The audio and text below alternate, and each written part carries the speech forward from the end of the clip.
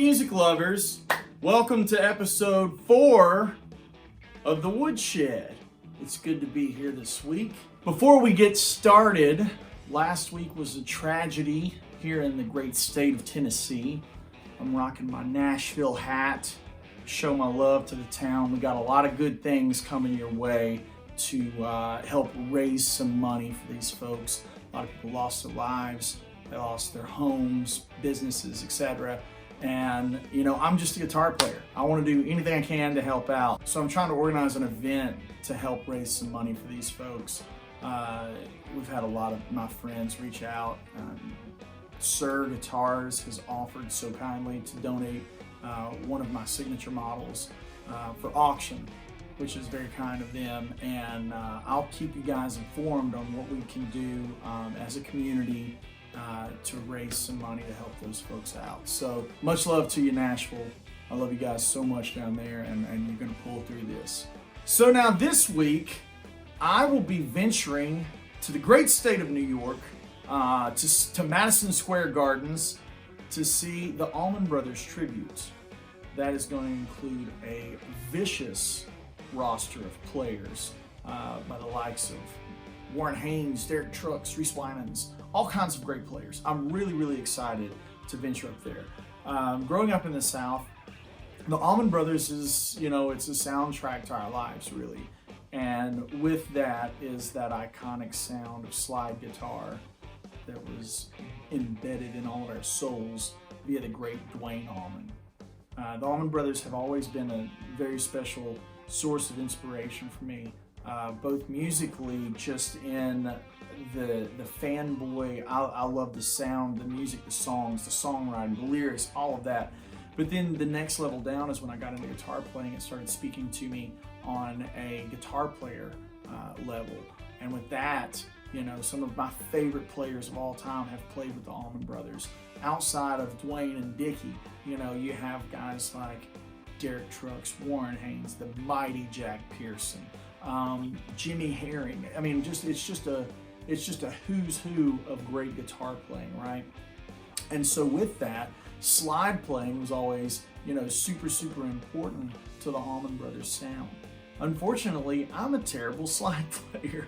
I can poke around good enough to track something really simple, but I'm not a great slide player. I don't have that fluidity. It's something I'll work on, but it's something I dare not play in public quite yet. With that said, I've tried to find a way to implement some of those sonic textures and those sounds into my playing without having slide. And this has been a pursuit of mine for the better part of 4 years now. I've been working on this style for about 4 years. There's a lot of slide players outside of the Allman Brothers, like Joey Landreth, Sonny Landreth, Lowell George from Little Feat, Ariel Polson, Ian Thornley.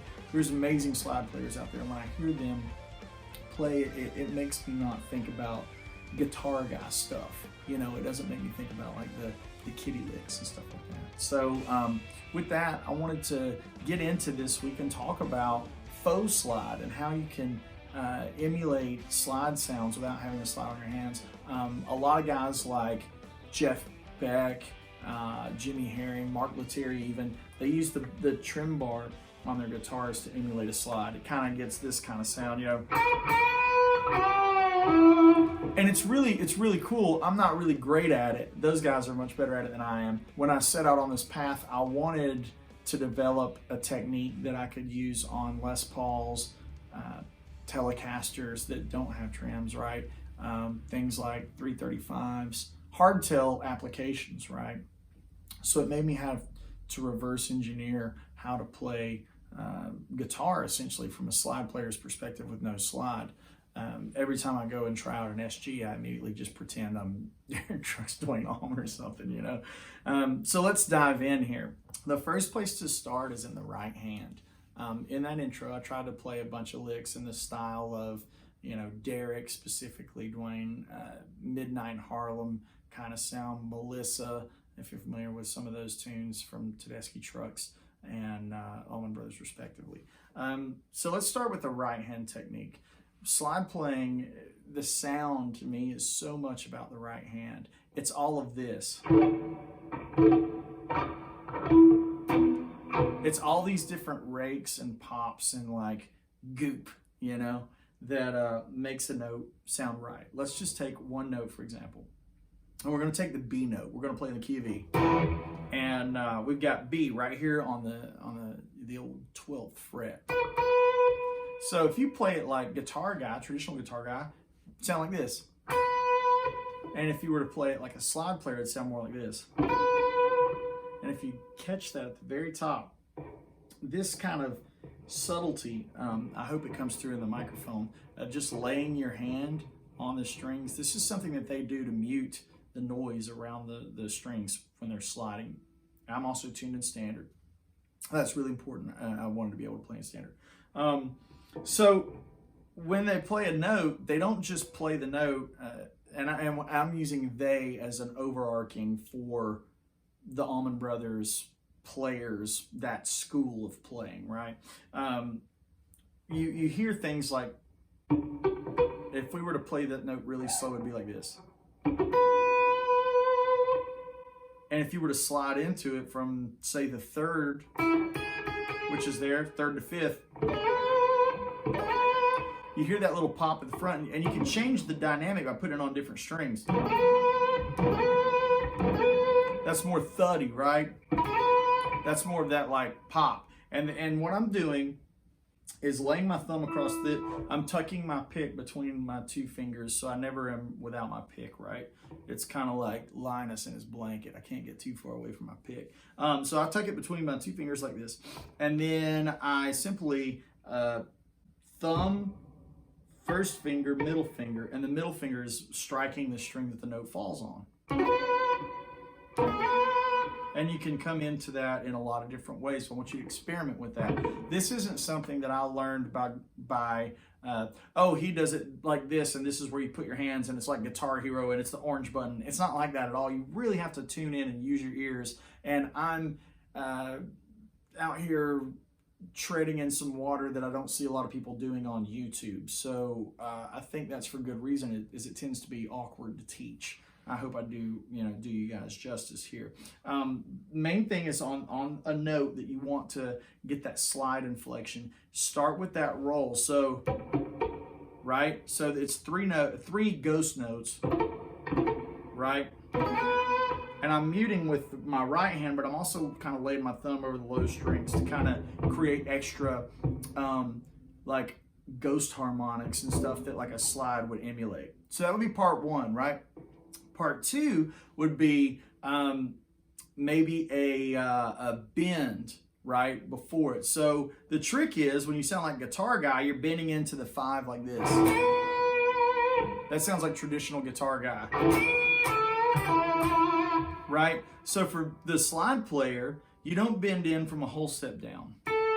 You don't bend in from a half step down. It's not that, right? What we're trying to do is get a quarter tone, just ever so slightly out of tune, sharp from the B flat note. Here's the note we're aiming at, which is B. But we're going to start by pre-bending about a quarter tone up. So here's the regular pitch. Here's the pitch we're kind of aiming at. You hear it's just a little bit sharp. You can just practice by going, right? It's not quite all the way to the note. So start a little pre-bent.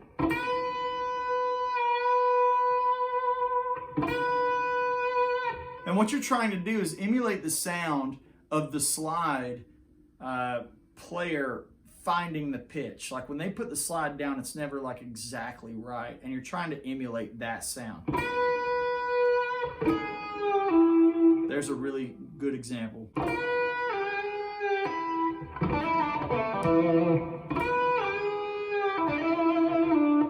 So in that lick, I'm doing exactly what I said on that first note. Then while I've got that string held, I release the pitch down, right? Give that pitch vibrato. Pitches love vibrato. And then I release the string down, drop it to the minor third, but I don't let it fall all the way down to the minor third. We're still doing that quarter tone where you're playing in between the pitch. And then you bend it up to the major third. And then down to root. And we're going to cover the back half of it in a second. But you're just trying to get that first little bit of goop on the front, right? The quarter tone right there is about where it is. And then you're going to bend to the major third right there. You're going to have it pre-bent, right? But when you drop down, you're going to slide down, and you're never going to let your third finger off, or your middle finger, or whatever you're holding the note with. You're never going to let it off the string.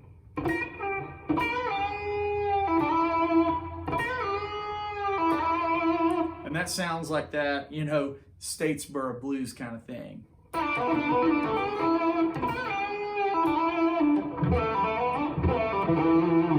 And so let's take another one of my favorite licks that I just played, which involves the bar chord, the Statesboro lick, right?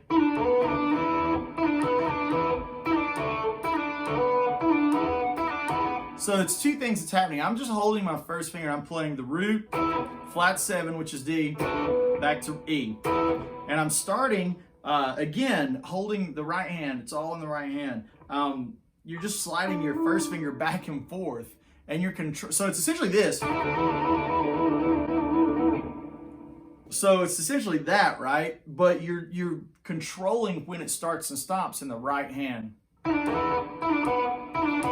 So as soon as I get down to the flat 7, I'm really trying to think my way through this. As soon as I get down to the flat 7, I put my finger back on that third string, back on that G. Right there, did you hear it catch? Right? And then at that point, I'm starting my first finger sliding from the 4th to the 5th.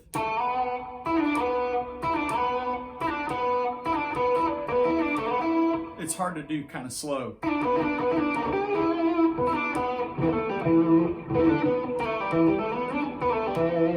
So let's talk about the couple of things that's happening right there. You have that first finger sliding back and forth, the muting, and you're turning the muting on and off in the right hand. And you got to slide back up really quick to get to that 4 to 5, because you really don't want to hear the 4th. You don't want to hear that A very much. You're trying to get, and then ghost, to maybe it's almost, that's more of the sound you're going for, right? But Duane had to do it, you know, shaking that slide around. And then that's that pre-bent thing.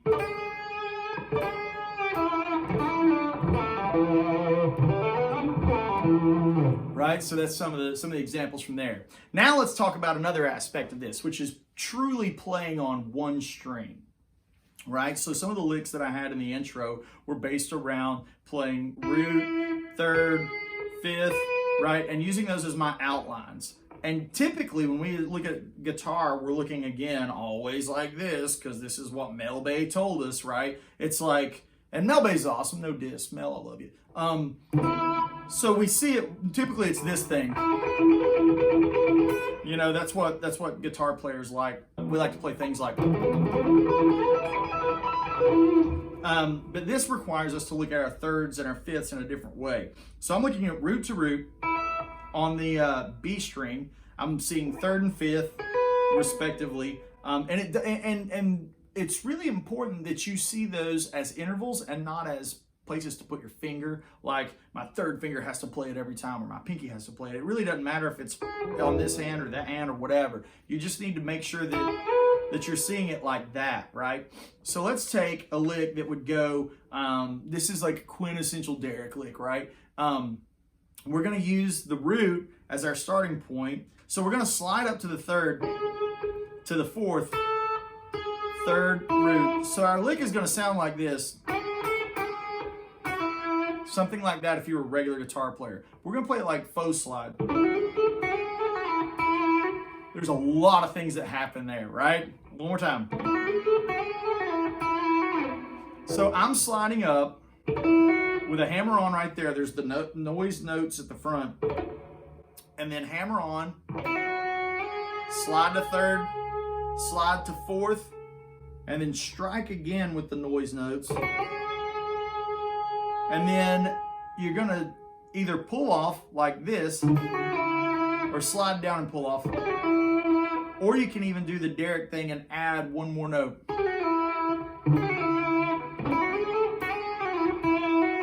And it all goes by really quick and you're trying to sound like a singer. You know what I mean? This is a lot of mechanics that happen in a short amount of time. One more time, and I'll play it as slow as I possibly can. Okay, here's another detail that happens with faux slide playing, is you don't just play the notes, you have to fall off the notes. A slide player will play a thing like this. And this stuff on the end of your phrase is really important.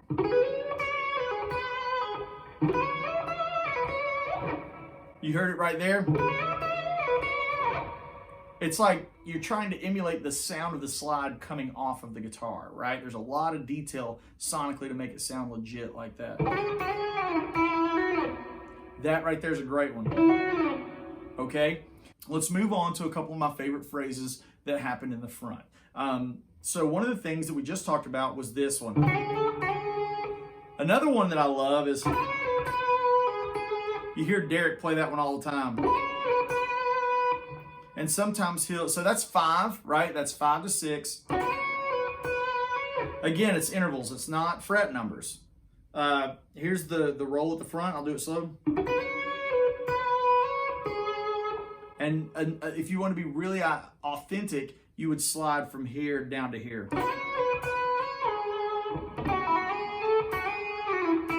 And that would connect it to the previous lick, right? That would be a great way to do that. Another one would be 5-6 root. Like, that's very typical of Derek's playing, where instead of going like a maybe a different slide player would just start on the 5th and slide all the way up to the root.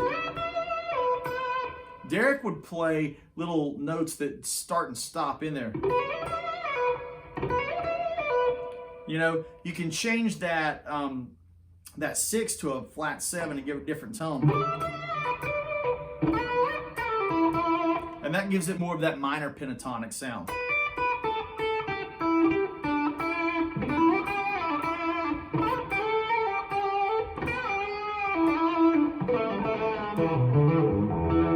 Okay, and one of the last things we're going to talk about with emulating faux slide is striking a note and then playing a note and bending into it afterwards. So we're going to look at the E chord and we're going to think about that church sound where you have that sus. And we're going to play.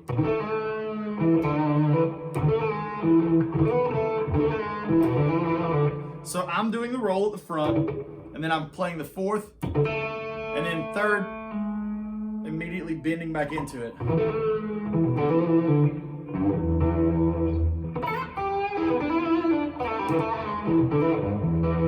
going to play it really slow again.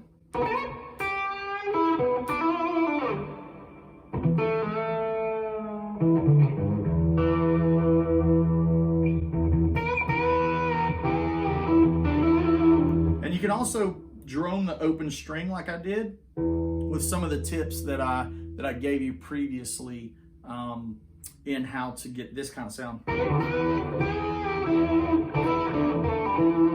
Right? Let's talk about bends, right? And vibrato. Okay, so with bends, you'll get things to really sound like a slide player. You're gonna have to bend a long ways, like minor third bends are very common. So we're gonna bend from here to here.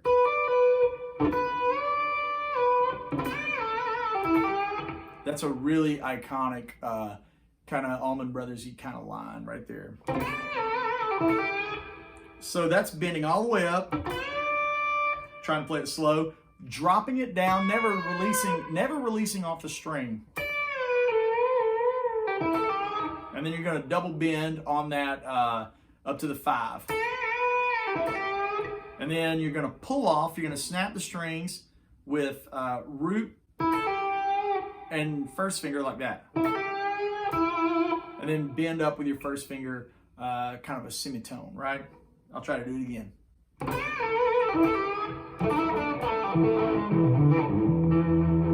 That's how I kind of use bends in that format.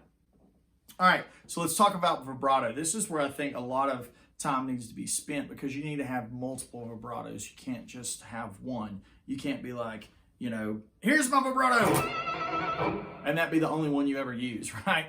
You have to have the subtle vibrato, right? Let's just do something pretty.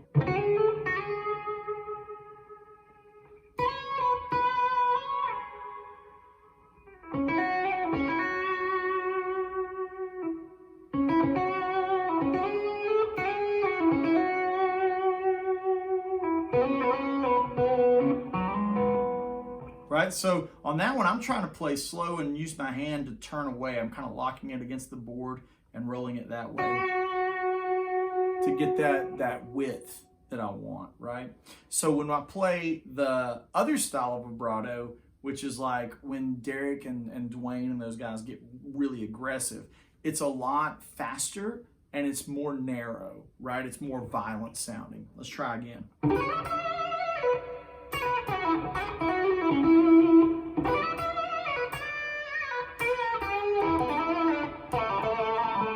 And you have to jump in and out, controlling that vibrato as you descend down lines, because you're going to be playing through your pentatonics a lot. And you have to be able to jump in and out of that vibrato in between the line.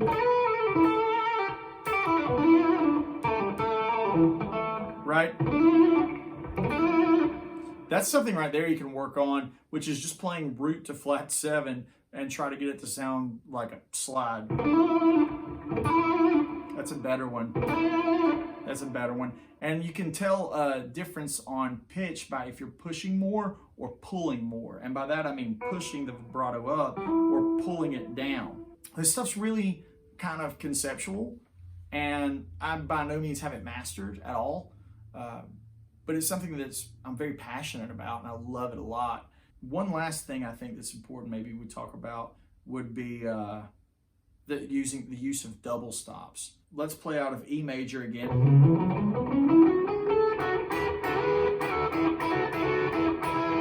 So when you play these double stops, you kind of have to get that sound of the glass shaking against the fretboard. And with that, sometimes I loosen up on the muting a little bit. There it is right there. It takes a lot of concentration and a lot of control to get the guitar to react that way. The double stops are usually just diatonic. By that I mean they're all in key. Everything is just harmonizing with thirds usually. Thirds, fourths, fifths, all that stuff sounds good. We can talk about that kind of thing in a future episode, but let's just talk about having a double stop. And when you come off of the double stop, you have to mute the string that isn't going to be played in the line. For instance, on this one, it's the B string. I'm using the double stop to play third and fifth.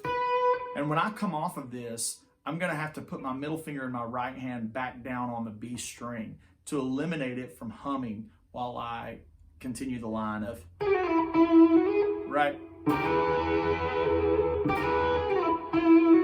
And it's really subtle, like the way that I'm doing it. I'm holding all 4 strings that I'm not playing like this. So the thumb's holding the 3 bass strings and the third finger's holding the top. And then I'm using these fingers to play on the strings that I need. And I'm just sliding in from a half step below.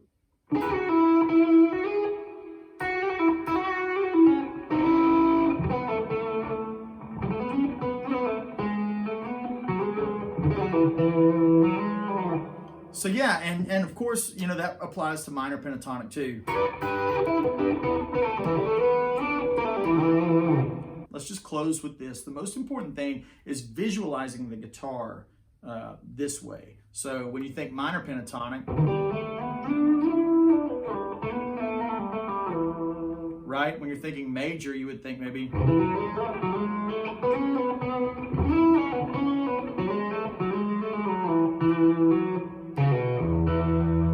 And that's just all in the key of E. And of course, you need to go through and play this in all kinds of different keys. So yeah, in closing, there's several things we talked on. One is the muting and the roll, this kind of the controlled noise, right? This thing. The next would be the flip, right? Controlling how you hit the string. Or maybe that's like the Derek where you flip, you slap the strings and immediately start muting with your thumb and the meat inside of your hand. That'd be like both of them, right? The next thing would be looking at the guitar and playing everything on one string. We talked about the quarter tone bends, right? And how you're going to use those to where you're playing not exactly a half step down from the note that you're desired to hit, but in between. So here's the note you want to hit. Here's a half step. We're going to pre-bend from there.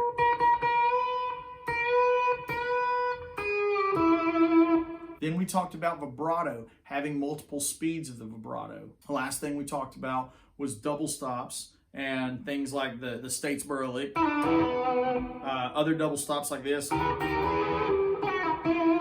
Make sure you're visualizing the fretboard this way, right? You don't want to be thinking about it in blocks like this. This is not the way to think about your intervals and the things you're going to be playing in this style. All right, everyone. Thank you so much for being here at the Woodshed. Let me know in the comments below what you'd like to see. This is just an overview. If you want me to go more in depth on this type of thing and just focus on one aspect of it, let me know. This is just to kind of kick the door open and hang out in this realm of guitar playing. This is something I'm really passionate about. Love the feedback. Thank you so much. We'll see you next time.